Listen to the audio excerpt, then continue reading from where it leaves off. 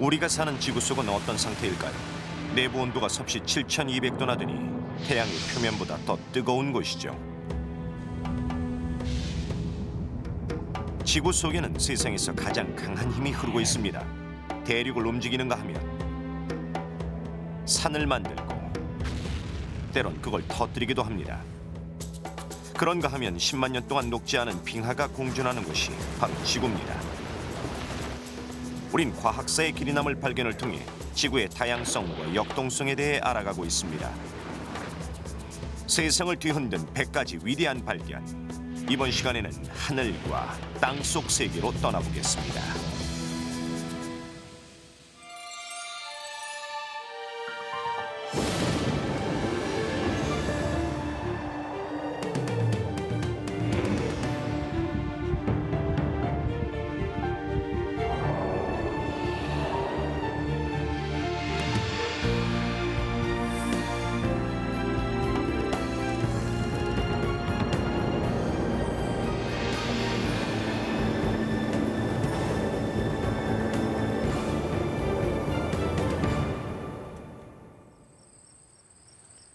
(1980년 3월) 워싱턴 DC에 있는 세인트 헬렌산에서 일련의 작은 지진이 감지됐습니다. 오랫동안 잠들어 있던 화산이 깨어나는 신호였습니다. 그리고 5월 18일 산은 검은 연기를 토해냈습니다.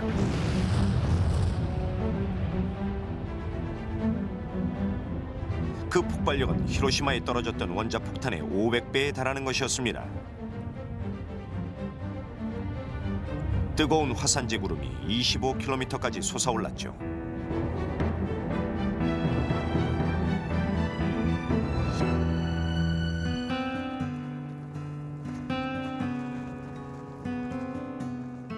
화산 분출로 580평방킬로미터의 숲이 사라졌습니다. 30만 채의 집을 지을 수 있는 600만 그루의 나무들이 잿더미가 됐고요. 이런 화산이나 지진은 이미 오래전부터 인명과 재산을 위협해왔습니다. 하지만 왜 그런 일이 일어나는지에 대해서는 아무도 알지 못했죠. 그러다 땅속 밑에서 어떠한 일이 벌어지고 있는지가 밝혀지면서 조금씩 원인을 알게 됩니다. 수백 년 동안 우리가 알고 있던 지구에 관한 상식은 발굴 작업을 통해 얻어진 것입니다. 그러다가 과학자들이 지진계라는 것을 사용하게 되면서 지구의 내부에 대해 조금 더 정확한 사실을 알게 됩니다. 땅 속에서 지진이 일어나게 되면 지진계가 땅이 흔들리는 속도나 강도를 측정하게 됩니다.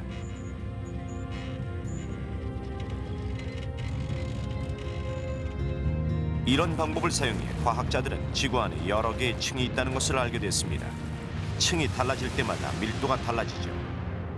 제일 위에 놓인 층은 지구의 표면을 덮고 있는 지각으로서 그 두께가 5km에서 50km까지 다양합니다. 지각 밑에는 멘틀이라는 것이 놓여 있는데 깊이가 3000km가량 됩니다. 그런 다음 그 밑에 뭐가 있는지는 20세기에 들어서야 밝혀졌습니다. 1906년 영국의 지질학자인 리처드 올덤은 지진계를 분석하고 있었습니다. 그러다가 이상한 사실을 발견하게 됩니다. 진동이 지구 내부의 중심부까지 도달하지도 않았는데 지진계의 바늘이 잠깐 멈췄다가 다시 떨리기 시작한 것입니다. 진동이 중간에 어떤 장애물에 부딪혀 튕겨져 나오는 것처럼 말이죠. 올덤은 그걸 보고 지구의 가장 깊숙한 안쪽에 뭔가 있다고 판단했습니다. 그게 뭔지는 모르지만 진동이 뚫고 들어가지 못할 만큼 아주 단단한 물질이란 판단을 한 것이죠. 지구의 핵은 그렇게 발견됐습니다. 올덤의 발견을 시작으로 많은 과학자들이 지구의 내부에 대해 새로운 사실들을 알아내기 시작했고 우리는 지구 깊숙한 곳에서 벌어지는 일을 알게 됐습니다.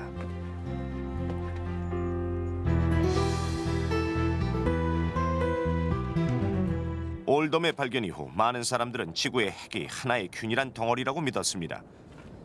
하지만 잉겔 레만이라는 지질학자는 조금 다르게 생각했죠. 그녀는 주로 그린란드에 머물면서 지진에서 발생되는 진동의 속도에 관해 연구하고 있었습니다. 1936년 당시 그녀는 몇 년 전에 발생한 지진의 진동에 대해 연구하고 있었습니다. 전 세계 지진 관측소에서 보내온 지진 관측 자료를 보면서 말이죠. 그런데 기록들을 서로 비교하는 과정에서 이상한 사실을 알게 됐습니다. 진동이 지구의 중심을 지나면서 그 속도가 달라지고 있다는 것입니다. 마치 다른 종류의 경계에 부딪힌 것처럼 말이죠. 그래서 그녀는 기존에 사람들이 믿고 있던 상식이 잘못됐다는 것을 깨달았습니다. 지구의 핵은 하나가 아니라 두 개였던 것입니다. 레만이 발견한 핵은 지구의 내핵이었습니다. 오늘날 정교한 지진 측정을 통해 내핵은 아주 단단한 금속임을 알게 됐습니다. 지표면에 가해지는 압력보다 300만 배 이상의 강한 압력이 지구 중심의 내핵에 작용하기 때문입니다. 올덤이 발견한 것은 지구의 외핵이었습니다. 외핵은 유동성인 철과 다른 원소들로 이루어져 있습니다. 외핵의 이런 구성물질들은 전류를 일으키고 이는 다시 자기장을 만들어서 우주에서 들어오는 유해한 방사능으로부터 지구를 지켜주고 있습니다. 올덤과 레만이 발견한 외핵과 내핵을 합치면 지름이 6,500km인 공과 같습니다. 화성보다 약간 더 큰 편이죠. 내핵의 중심 온도는 태양의 표면보다 1,100도나 더 높은 섭씨 7,200도나 된다고 합니다.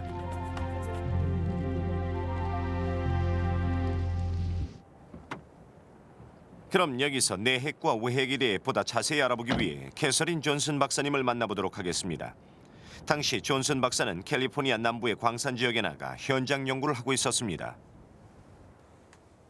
왜 그렇게 지구가 뜨거웠을까요? 지구가 뜨거웠던 이유는 지구가 만들어지는 과정에 원인이 있어요. 지구는 우주에 떠돌던 행성체들이 서로 끌어당기거나 충돌하면서 생겼거든요. 이런 미행성체들이 서로 충돌하는 과정에서 엄청난 열이 발생한 겁니다. 우주의 에너지가 모이는 거군요. 네, 서로 충돌하는 과정에서 운동 에너지가 전부 열로 바뀐 거죠. 그 열이 아직 있죠? 네, 아직 간직하고 있어요. 지구가 만들어질 때 중력에 의한 수축이라든가 운석과의 충돌 등으로 온도가 상승했는데요. 그때 밀도가 큰 철과 같은 금속이 지구의 중심부로 이동해서 자리를 잡게 됐죠. 중력 때문인가요? 그렇죠. 그리고 밀도가 비교적 작은 물질들은 멘틀이 됐고 제일 가벼운 게 지표로 이동해서 지각이 됐어요. 이런 과정에서 많은 열이 방출된 겁니다. 완전히 방출된 건 아니죠? 물론이죠. 사실 지금도 지구는 식어가고 있는데요. 워낙 그 속도가 느려서 느끼지 못하고 있는 것뿐이거든요. 사실 처음 원시 시대 지구의 온도와 지금의 온도를 비교해보면 분명 식어가고 있다는 걸 알 수가 있어요. 다만 워낙에 큰 물질 덩어리니까 아주 천천히 식어가고 있다는 거죠.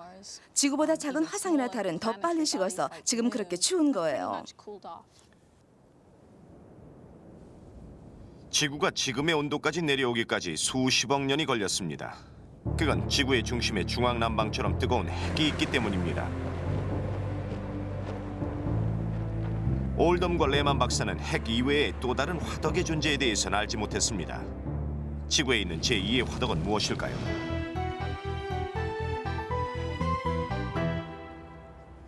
(1911년) 독일.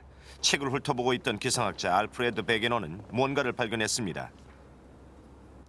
그것은 대서양 건너편 아메리카 대륙에서 발견된 동물과 식물의 화석 그림이었습니다. 베게너는 호기심이 생겼습니다. 어떻게 멀리 떨어진 대륙에 같은 종류의 동물이 살고 있을까요?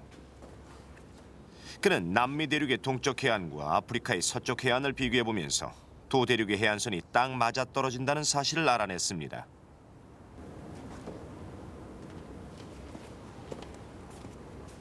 자료를 찾아볼수록 더 많은 사실이 드러났습니다. 동아프리카에 사는 육지 포유류가 마다가스카르의 섬에 살고 있었죠. 어떻게 그런 일이 일어났을까요? 동시에 다른 곳에서 같은 진화가 일어났던 걸까요? 조용히 해요. 그게 아니라면 동물들이 수백 킬로미터가 넘는 인도양을 헤엄쳐서 건너갔던 말일까요?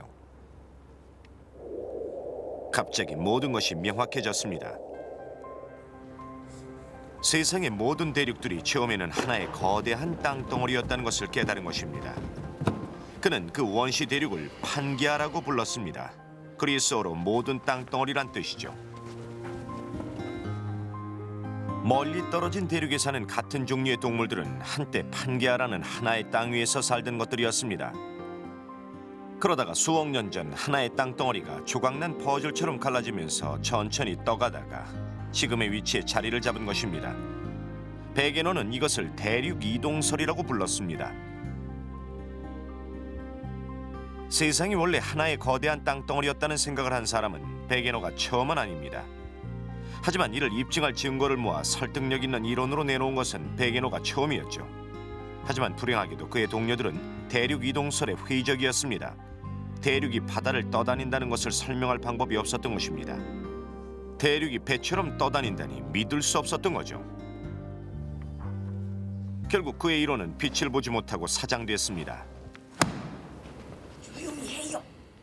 아님 나가든가.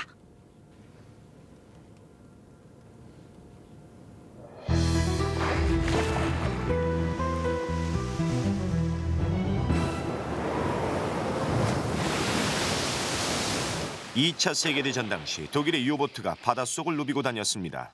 연합군은 그들을 추적하기 위해 음파 탐지기를 만들어냈고 과학자들은 해저를 조사하기 위해 동원됐습니다. 미국이 전쟁이 뛰어들 당시 해리 헤스는 프린스턴 대학의 교수였습니다. 미 해군 예비군에 속했던 그는 얼마 안가 해군정의 지휘관이 되어 태평양으로 나가게 됩니다. 군함을 해안에 안전하게 대기 위해 헤스는 수심 탐지기를 사용했습니다. 지휘관이자 과학자였던 헤스는 배가 바다 한가운데에 나가 있을 때도 수심 탐지기를 이용해 바다의 깊이를 재곤했습니다. 그런데 예상 밖의 놀라운 사실을 발견합니다. 그때까지만 해도 대부분의 과학자들은 바다 밑이 이렇게 평평하다고 생각했습니다. 이 사막처럼요. 그냥 침전물만 있다고 생각했는데 막상 알아보니 태평양 바다 3km 아래에 완전히 다른 세상이 있다는 것을 발견한 것입니다. 제 눈앞에 보이는 풍경처럼 산이 있고 계곡이 있고 완만한 사면도 있습니다. 이 모두가 화산 활동으로 생긴 것들입니다만 바닷속에 이 모든 게 고스란히 들어있었습니다. 그런데 헤스가 발견한 태평양 해저 산맥은 100대 발견에 들어가지 못했습니다. 그 이유를 지금부터 말씀드리려고 합니다. 하지만 그 주제로 넘어가기 위해 지질학계를 놀라게 한 또 다른 발견에 대해 먼저 얘기해 보도록 하겠습니다. 수년 동안 해양학자들은 대서양을 조사하고 있었고 음파 탐지기를 통해 그 속에 뭔가 거대한 것이 있다는 것을 알아냈습니다. 그리고 1953년 그것이 1930km에 달하는 아주 긴 해저 산맥이란 걸 알아냈습니다. 이른바 대서양 중앙해령이죠. 궁금증을 해소하기 위해 스크립스 해양연구소에서 일하는 지질학자인 닐 드리스콜 박사를 만나봤습니다. 가장 놀랐던 건 뭐니 해도 바다 밑에 화산 활동으로 생긴 아주 거대한 산맥이 있다는 사실이었습니다.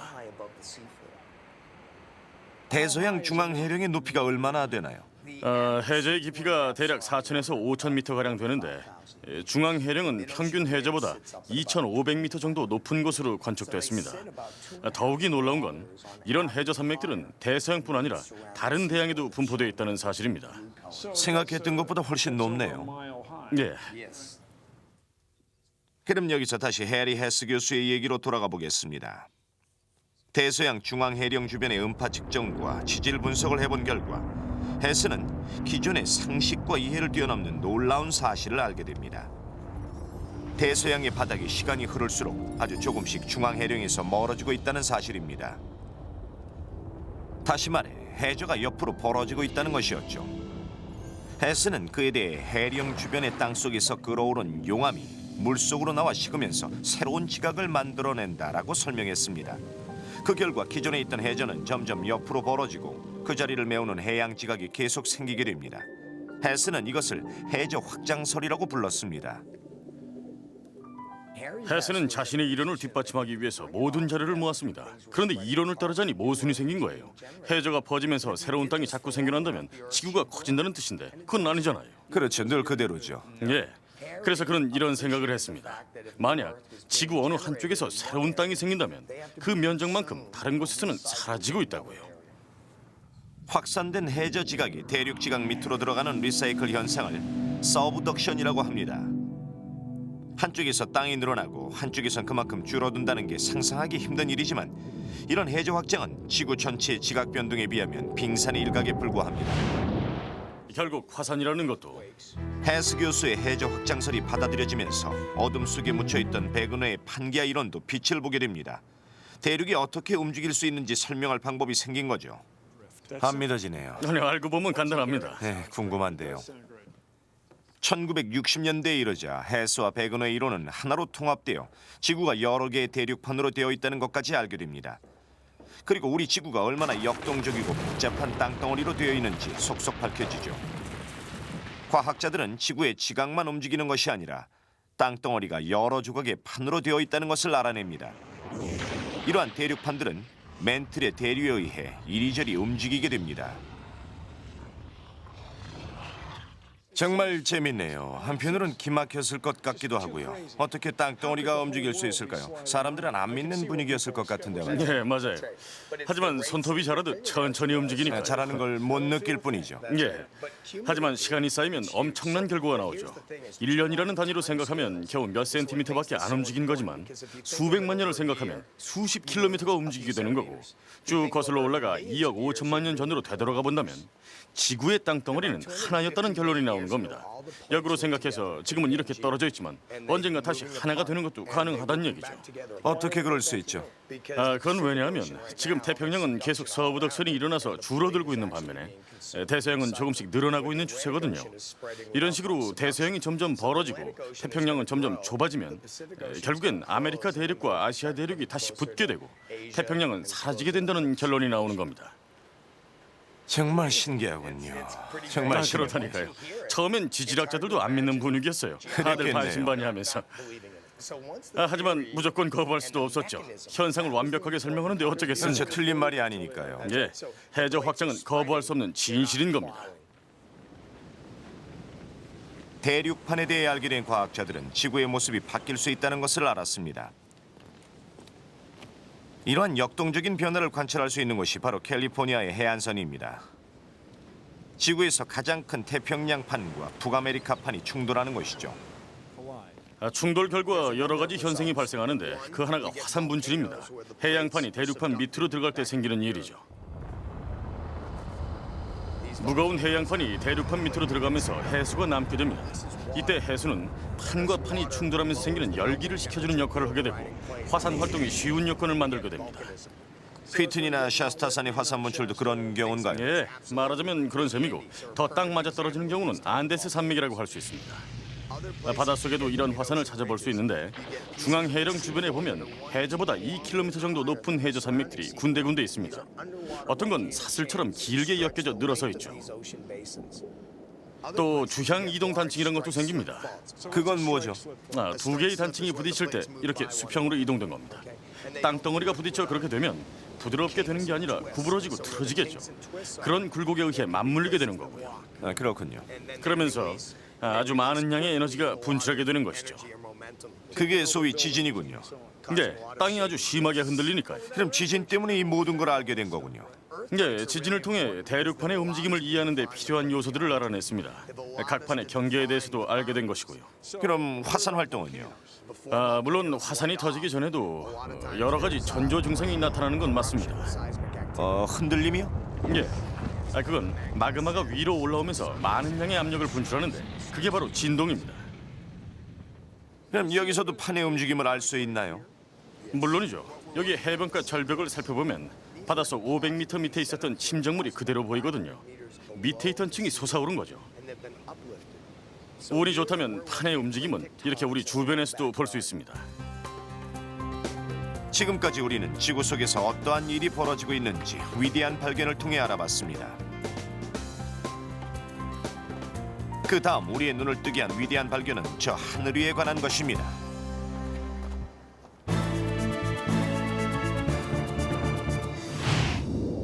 손가락 하나만 까딱해도 모든 것이 해결될 만큼 과학이 발달한 지금 일기예보는 그리 힘든 일이 아닐 듯합니다. 하지만 지구의 날씨가 워낙 복잡하고 변덕스러워서 2주 이상의 날씨를 정확히 예측한다는 건 불가능하다고 합니다. 좋았던 날씨가 갑자기 사납게 변하는 건 흔한 일이죠.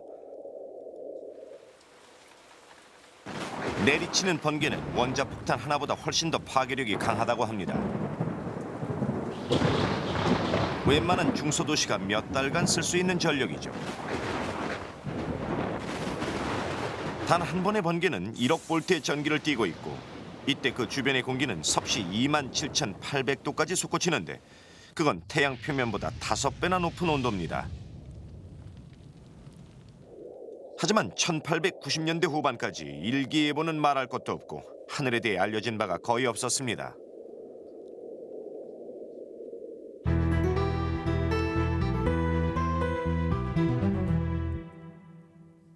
프랑스 기상학자인 레옹 드 보로는 수백 개의 무인 열기구를 띄웠습니다. 각 열기구마다 상층권의 조건을 기록할 수 있는 일련의 기록 장치를 달았습니다. 그것은 온도계는 물론이고 기압계 그리고 습도를 잴 수 있는 습도계였습니다. 드보로는 기구에 의해 수집된 자료를 통해 대기권이 두 개의 층으로 나뉘어져 있다는 사실을 발견했습니다. 각각의 층은 뚜렷한 기상 특징을 지니고 있었습니다. 그 첫 번째 층은 지표면에서 16km 상공부터 시작되고 있습니다. 드보로는 이 층을 대류권이라고 불렀습니다. 구름이 만들어지고 날씨가 형성되는 곳입니다. 그곳에선 시속 320km의 제트 기류가 흐르고 있습니다. 두 번째 층은 지표면에서 48km 위에 있는 곳부터 시작되는데 이를 성층권이라고 부릅니다. 드보르의 이런 발견은 대기권에 대해 새로운 눈을 뜨게 해주었고 날씨와 기상에 관한 현대적인 연구의 시작을 알렸습니다.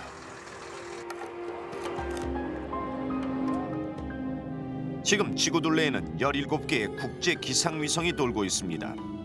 뿐만 아니라 매일 1000여 개의 관측기구가 움직이고 있고 만여 개의 기상 관측소가 모든 대륙의 날씨 상황을 관찰하고 있습니다.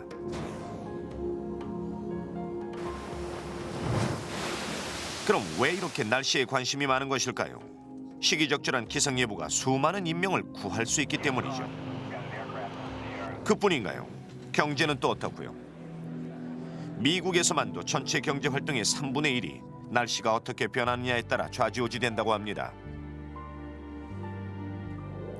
그러니 이 발견의 중요성은 더 이상 강조하지 않아도 될 것 같군요.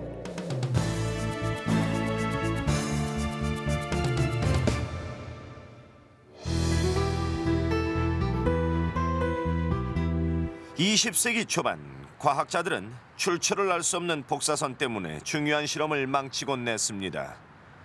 하지만 그런 회방꾼이 어디서 오는지 알 수 없었죠. 그러다가 물리학자인 헤스에 의해 복사선에 대한 비밀이 밝혀집니다. 헤스는 복사선이 하늘에서 온다고 믿었고 다양한 측정기구를 탑재한 열기구를 띄워 조사를 계속했습니다. 특히 방사능의 하전량을 측정하는 검정기를 활용했습니다. 그러던 중 태양의 계기일식과 실험 측정이 겹쳤습니다. 그런데 태양이 사라졌는데도 방사능의 양이 똑같았던 겁니다. 다시 말해 복사선이 태양에서 오는 것이 아니라는 것을 알게 된 거죠. 그건 먼 우주에서 오는 것이었습니다. 헤스의 통찰력이 우주의 복사선을 발견한 것입니다. 전기를 띤 원자들과 양성자들로 이루어진 강력한 복사선이 우주를 가로질러 지구의 대기권을 뚫고 들어오는 것이었습니다. 그건 아주 위험한 것이기도 합니다. 유전자 변형이나 암을 일으킬 수 있으니까요. 아주 작은 양의 복사선만으로도 한 해 1억 명이 넘는 사람들이 암으로 사망하고 있습니다.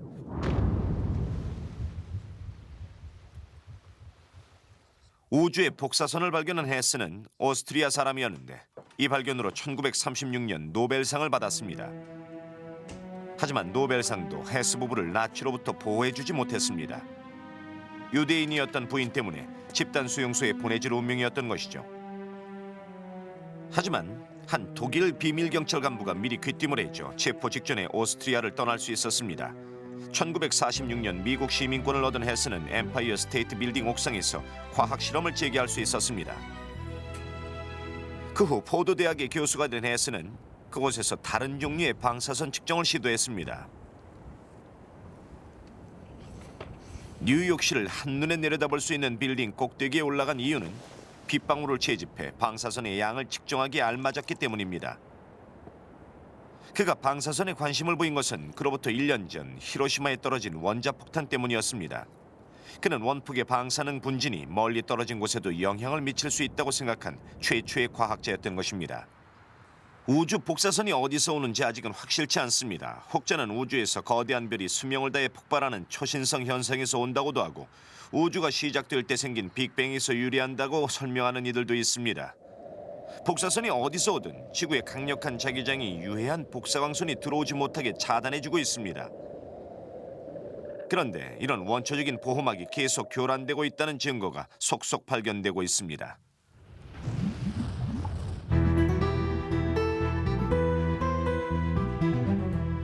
앞에서도 잠깐 말씀드렸지만 지구의 자기장은 태양에서 오는 유해한 광선을 막아 지구의 생명체를 지켜주는 원초적인 생존 시스템입니다.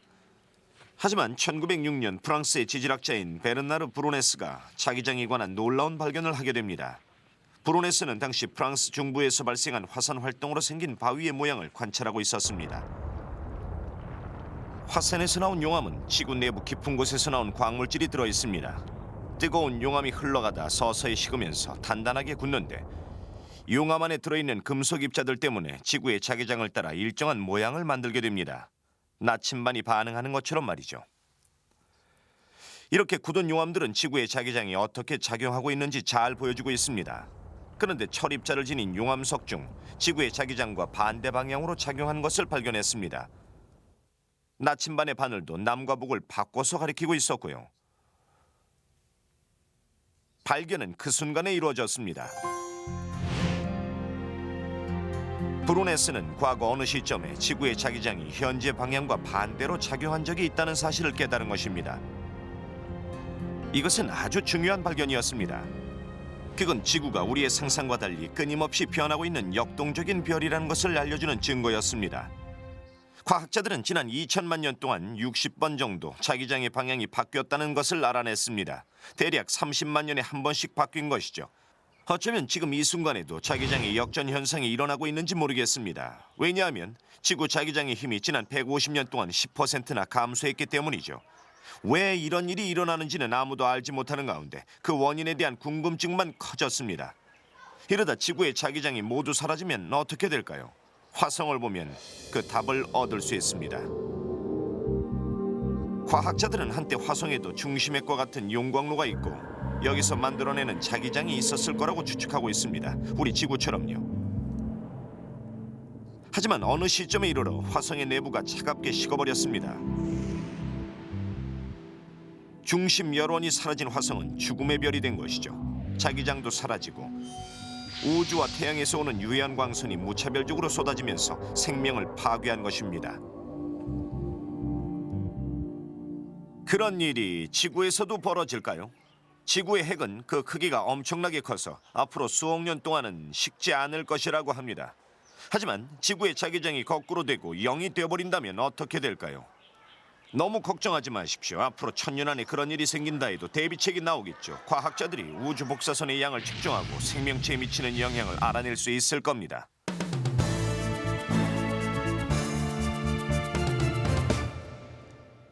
그럼 이제 다음번 발견을 소개해야겠군요. 다음번 발견은 퍼즐 맞추기에서 시작됐습니다. 19세기 초기의 유럽의 과학자들은 위도가 낮은 곳에 있는 바위의 모양이 위도가 훨씬 높은 북쪽에 있는 것과 닮은 꼴이라는 걸 발견했습니다. 누가 바위를 옮겨놓은 걸까요? 이에 대해 어떤 이들은 거대한 빙하가 떨어져 나오면서 같이 묻혀나온 바위들이 지금의 자리에 박히게 됐다고 설명했습니다. 지구에 빙하기가 있었다는 가설은 이렇게 시작됐습니다.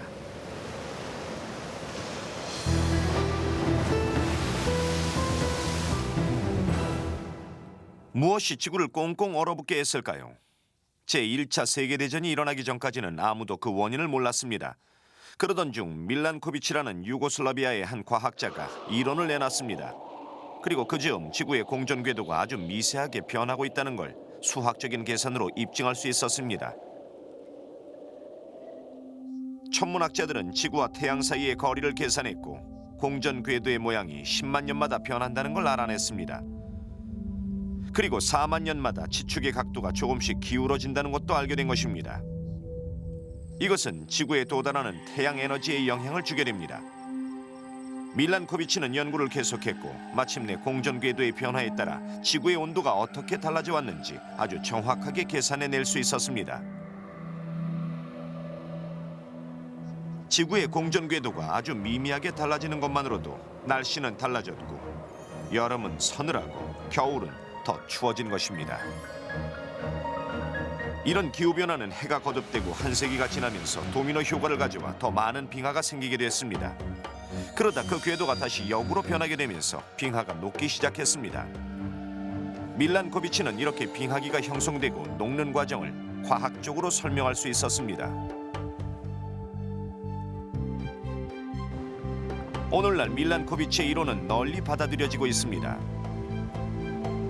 지구는 지난 수백만 년 동안 17번의 빙하기를 겪었고 그동안 전체 면적의 3분의 1이 얼음으로 덮여 있었습니다.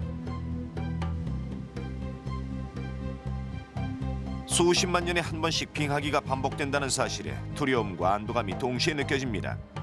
하지만 앞으로 100년 안에 빙하기보다 더 심각한 또 다른 종류의 재난이 닥칠지 모른다면, 그리고 그 징후가 지금 세계 곳곳에서 나타나고 있다면 어떨까요?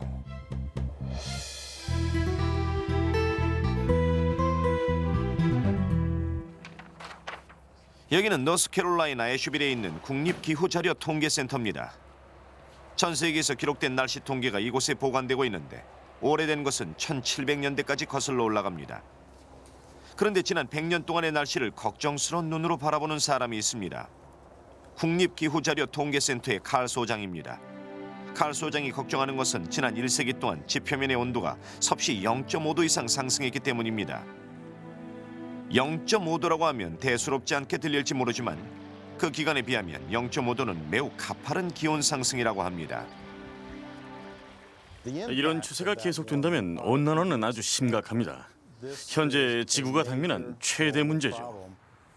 지구온난화 현상은 우리에겐 없어서는 안 될 석유 원료의 연소와 밀접한 관련이 있습니다. 이산화탄소와 다른 가스들은 대기권 안에서 자연스럽게 발생하기 때문에 과학자들이 공장과 자동차에서 나오는 이산화탄소를 기후변화의 주범으로 여기고 있습니다. 이에 대해 미국의 지구화학자인 데이비드 길링이 대기 중에 녹아있는 이산화탄소의 양을 측정해 보았습니다. 1958년 길링은 하와이에 있는 마우나산 정상의 공기를 측정했습니다. 고도가 3,000m 정도 되는 지역이었죠. 오염이 덜 된 곳을 골라서 공기 샘플을 채취한 것입니다. 길링은 플라스크 안에 공기를 넣고 분석기로 이산화탄소의 농도를 쟀습니다. 그 결과는 놀라운 것이었습니다. 공기 중에 이산화탄소 농도가 1년마다 33억 톤의 비율로 증가하고 있었던 것입니다. 그것은 아무도 예상치 못했던 엄청난 숫자였습니다. 그 일을 계기로 온 세상이 지구온난화와 이산화탄소의 관계에 대해 촉각을 곤두세웠습니다. 그럼 여기서 통계치를 한번 살펴볼까요? 현재도 공기 안에 있는 이산화탄소의 농도는 계속 올라가고 있습니다.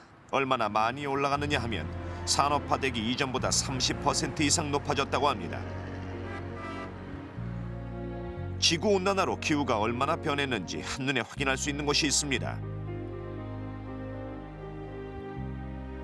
사진에 보이는 곳은 워싱턴주에 있는 사우스 캐스케이드 빙하인데 매년 조금씩 녹고 있는 것을 확인할 수 있습니다. 이것은 1928년 빙하의 모습이고 1975년 그리고 2003년의 빙하의 모습입니다. 조사한 자료를 바탕으로 사라진 빙하의 양을 계산해보니 지난 70년간 1.9km의 면적이 없어진 것입니다. 이것을 현재 빙하 두께를 기준으로 환산해보면 22m 높이의 물에 해당한다고 합니다. 현재도 빙하는 계속 녹고 있습니다. 16만 개의 빙산을 대상으로 이뤄진 조사에 따르면 얼음의 양이 최근 급속한 속도로 줄고 있다고 합니다.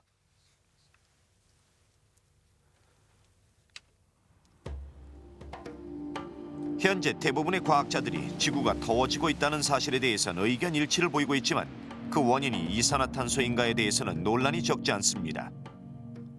하지만 그런 논란에도 불구하고 지구온난화에 대한 연구는 그 어느 때보다 활발하게 이루어지고 있습니다. 컴퓨터 가상 모델을 통해서 예측해본 지구온난화의 결과는 더욱 심란합니다. 그것은 빈번한 홍수와 전 세계 생태계의 황폐화입니다.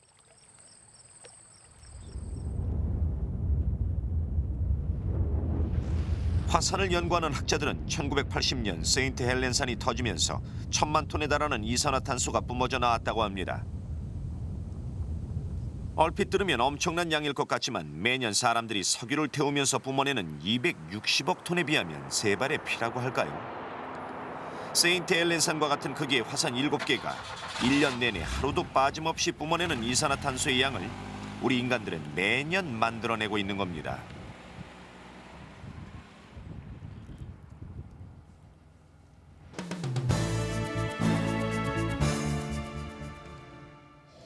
고대 빙하기에서부터 현재의 온난화까지 지구의 기후는 변화무쌍합니다.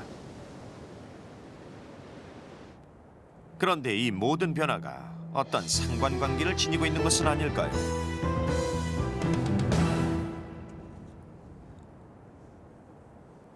수백 년 동안 사람들은 지구의 모습이 노아의 홍수와 같은 대참사 이후에 생겼다고 생각해 왔습니다. 하지만 1800년대 초기 옥스퍼드를 졸업한 변호사 찰스 라이엘은 이런 믿음을 깨고 지질학의 혁명을 일으켰습니다. 라이엘은 수년 동안 전 세계를 돌며 암석과 화석에 대해 연구를 했습니다. 수집한 암석 조각들을 하나하나 비교해보면서 바위마다 서로 다른 이야기를 하고 있다는 사실을 알아내게 됩니다. 화산 폭발 같은 재앙이나 지진, 홍수는 눈 깜짝할 새에 지구에 영향을 미치는 반면 지질의 변화는 아주 오랜 시간을 두고 자연스럽게 이루어졌던 것이죠. 바람과 물에 의한 침식, 추위와 더위에 의한 순환 등이 그런 것이었습니다. 그리고 이런 변화는 안반층에 기록되어 있습니다. 라이엘의 통찰력이 한층 돋보인 것은 이런 변화가 아주 오랜 세월을 두고 조금씩 이루어졌다고 판단한 것입니다. 라이엘은 이 지구가 생각보다 훨씬 더 오래됐으며 이런 사실을 입증할 수 있는 증거들을 모아 지질학의 원리라는 책을 발간했습니다. 지질학의 원리는 현대 지질학의 탄생을 알리는 책이었습니다. 여기서 MIT 공대 지질학과 샘 버링 교수를 만나보죠. 라이엘은 이탈리아와 베수비오 화산을 여행하는 도중 자신의 생각을 구체적으로 굳힐 수 있었습니다. 거기서 그는 산들이 일련의 흐름으로 형성된 것을 보았습니다. 그걸 보고는 화산이 언제 분출되었는지 알 수 있었는데 그것 자체가 기록과 같아서 그걸 보고 화산이 수만 년 된 것이라고 확신했습니다. 당시 어떤 것의 연도를 알아낸다는 것 자체가 매우 혁신적인 것이었죠. 또 화산의 분출 방향을 보고도 당시 지구가 초기의 지구와 다르다는 사실을 추정해낼 수가 있었습니다. 몇 세기 동안 어떤 변화가 있었고 지금도 전문가들은 이에 대해 논란이 많은 게 사실입니다. 대륙판이 45억 년 전에 움직였는지 아니면 그보다 훨씬 전에 움직였는지 확실치 않습니다. 오늘날 많은 사람들이 찰스 라이엘을 지질학계의 찰스 다윈이라고 합니다. 실제 두 사람의 관계는 세상에 지대한 영향을 주게 됩니다. 다윈은 비구로를 타고 세계를 항해하는 중에 짬짬이 라이엘의 책을 보았고 그 책을 읽으면서 깨달은 것이 있었습니다. 사실 다윈은 진화에 대해 어떻게 설명할까 고민했었는데 라이엘의 책에 답이 있었던 것입니다. 그건 시간이 흐르는 한 모든 게 변한다는 거였습니다. 라이엘의 발견은 지구의 연대에 대한 사람들의 관심에 불을 붙였습니다. 그때까지만 해도 대부분의 사람들은 막연히 지구가 어린 별이라고 생각했죠. 하지만 라이엘의 책이 발간된 후 구체적인 지구의 나이를 알고 싶어 했습니다. 그에 대한 대답은 다음번 발견에서 찾아보죠.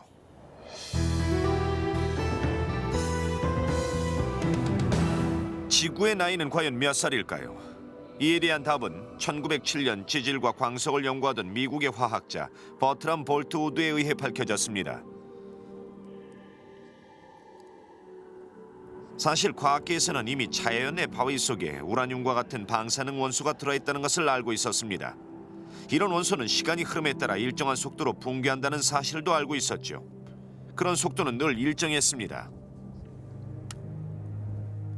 방사능 원소의 붕괴 속도를 연구하던 볼트우드는 우라늄이든 광석 안에 항상 납성분의 흔적을 발견할 수 있었습니다. 그건 우라늄이 서서히 붕괴되면서 마지막으로 남는 것이 납이라는 것을 시사하는 것이었습니다.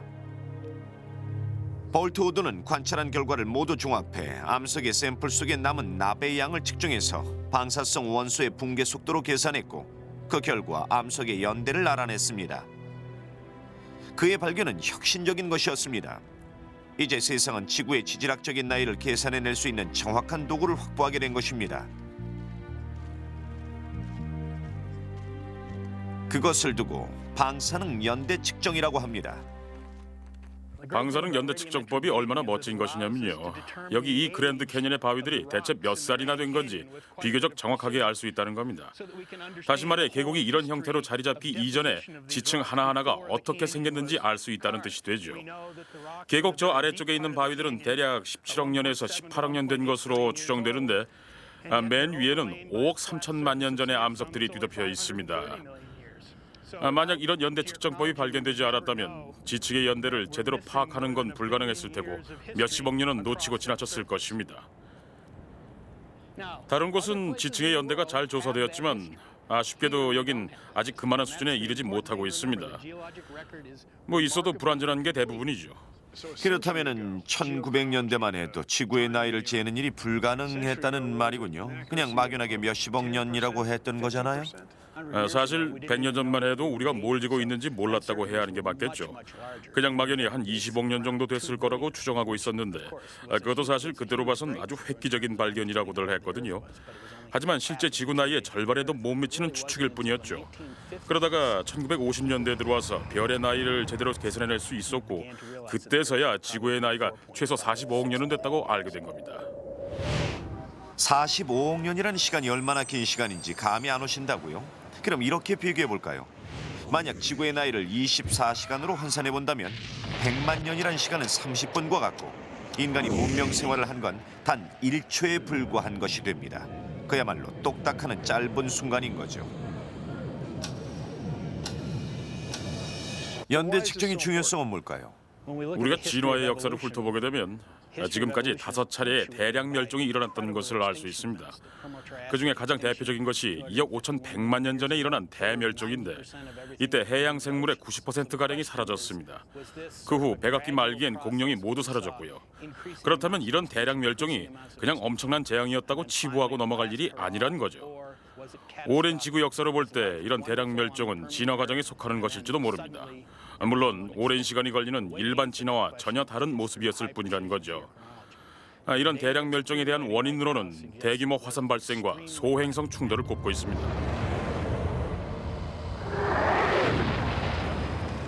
제가 방금 소행성 충돌에 대해 말씀드렸는데요. 이를 뒷받침하는 것들이 세계 곳곳에서 발견되고 있습니다. 호주라든가 멕시코 주변에서 찾아낸 거대한 운석고를 조사해본 결과 멸종 시점과 맞아떨어지고 있습니다.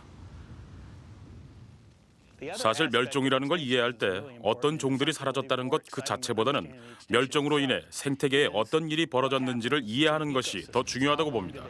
파괴된 자연이 다시 회복되는데 얼마나 많은 시간이 걸리는지, 모든 게 말살된 상태에서 새로운 종들이 등장해 생태계를 채워나가길 기다리는 것과 같습니다. 그럼 그런 멸종이 없었다면 어땠을까요? 그럼 우리 인간은 존재하지 못했을 거고 지구 환경도 지금과 완전히 달랐을 겁니다. 이런 웅장한 계곡을 보면서도 이걸 바라보는 느낌이 남다르시겠군요. 예. 누구나 감탄하는 웅장한 곳이지만 글쎄요. 이곳에 많은 자료가 담겨 있다는 생각을 하고 본다면 뭔가 차원이 다르겠군요. 예, 그게 뭐랄까, 저길 바라보고 있으면 우리가 와서 그 안에 든 정보를 캐내가길 바라고 있는 것 같아요. 물론 저 바위들이 우리를 위해 저곳에 있는 것은 아니지만요. 할 게 너무 많아요. 말씀을 들으니 정말 천생 과학자시군요. 그런가요? 지구는 복잡하고 역동적인 별입니다. 지각이 흔들리고 멘틀이 움직이는가 하면 대기는 끊임없이 변하고 있습니다. 지구에 사는 모든 생물들이 이런 변화에 맞춰 살아가고 있습니다. 과거에 그랬듯 현재에도 그리고 미래에도 지구 환경과 생명체 간의 팽팽한 줄다리기는 계속될 테니까요.